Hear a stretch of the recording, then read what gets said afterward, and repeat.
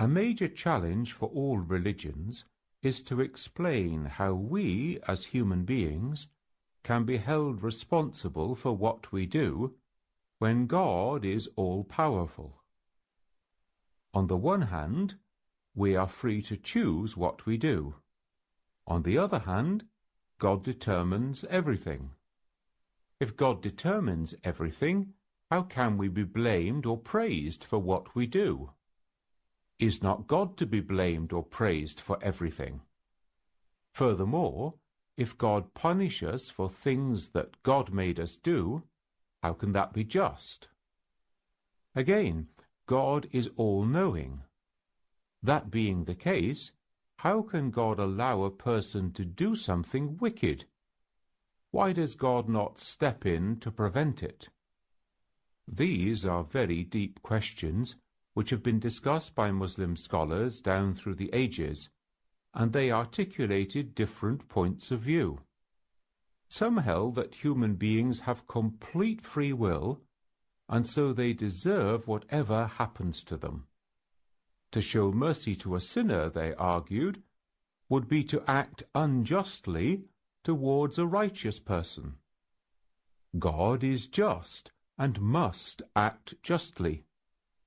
But how can this be reconciled with the fact that God is all-merciful?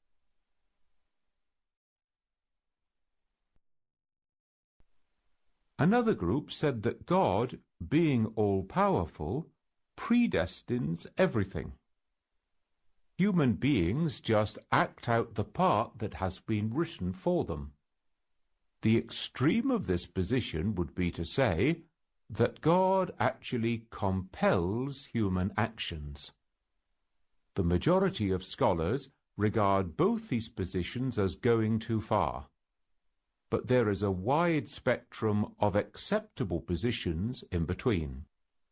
If we take as our starting point the fact that the power behind every action, both good and bad, comes from God, we have to say that God wills it.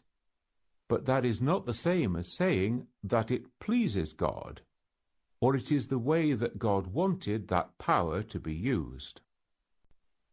For instance, take the case where we teach a child to swim. At the same time, we warn him that there are places where it is too dangerous to swim. We have clearly willed for him to become a swimmer. But if that child then drowns whilst swimming across a dangerous stretch of water, we cannot be held responsible. In fact, one of the reasons we taught him to swim was so that he would be safe in all but the most treacherous waters. It was not according to our wish that he drowned. If he had abandoned himself to our will and guidance, he would have been safe.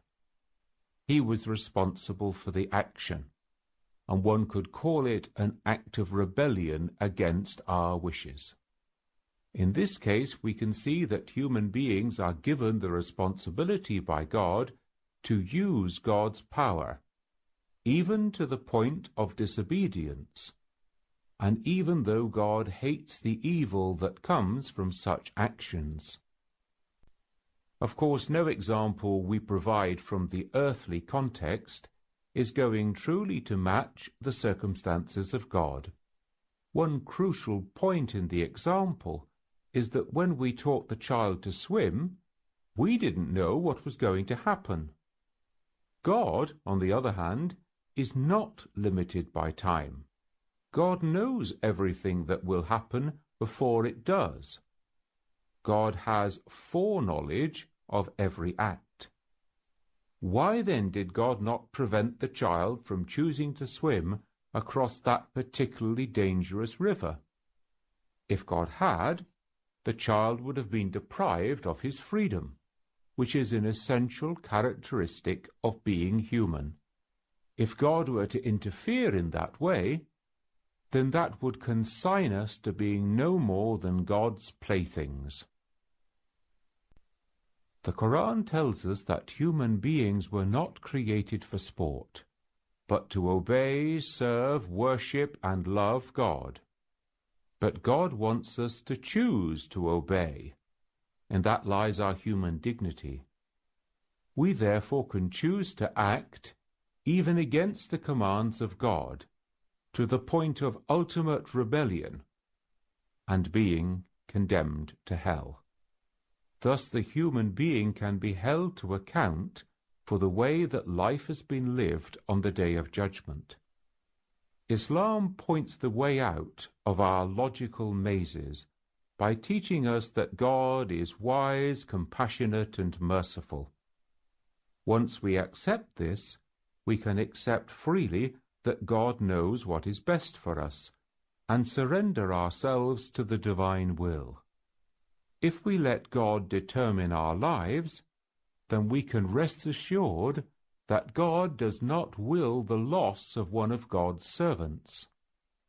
This may not be an easy message to understand in modern societies, which place much emphasis on the individual, where people are encouraged to have a high sense of their own importance. Instead of putting the freedom of the human individual center stage, Islam places God there. God, whose nature is to call, guide, and be merciful toward human beings. God, whose choices are always for the good. The only thing that can prevent that good reaching us is our individual rebellion. Reconciling the power and the justice of God has been a problem for every religion. In Sunni Islam, them both must be given the same importance, and it has direct consequences for the human being. Of course, everything is created by God, or thoughts, or wills, or feelings, or actions. And you could say that how could God be just then if he is creating everything? But on the other hand, God is also commanding and forbidding things through the revelations. And without freedom for the human being, this kind of ethical demands from God through the revelation do not make sense. So the human freedom becomes a requirement of ethics. During the classical period of Islam, people believed that they were determined by the planets. Today they might believe that they are determined by their genes or by their social environment. Those are facts that cannot be denied, but they are not the most important. The most important is that they are also asked to behave properly and act ethically by the revelations. And so they will have to be accountable. And ethics doesn't make sense without a degree of freedom. And so Muslims will consider that predeterminism can never be used as an excuse. In some way it must be fought. And we will leave the problem of this reconciliation between the predeterminism and freedom. The important thing is the praxis, is the action. Don't ask how it works. Make sure that until the last minute of your life, you indeed answer the commands and implement the prohibitions of God and act ethically in your life. Nothing is written of your future before you write it yourself, following the invitations or the calls of God to walk on the path that he has sent a messenger to guide us on. Freedom is a very difficult concept to explain when we take into account our relationship with the will of God. Certainly, our freedom is always limited to the context in which we are born, to the situations in which we are placed. However, if there is no freedom, there is no accountability. And I think all religions would address their followers in a way that they take it for granted, that they have some degree of freedom, and that's why they are going to be accountable before the Lord. Of course, this freedom is qualified, as I said, by many different factors. We are born in a particular culture, so we are not free in that sense. We are born either male or female. We are not free in that sense. We are born into a society which might, for example, limit us to a great extent or give us great freedom. These are all particulars which surround us, depending where we are born, where we live. However, in all these constraints, we have a degree of freedom that we could react towards different issues. And it is according to that degree of freedom that we are accountable.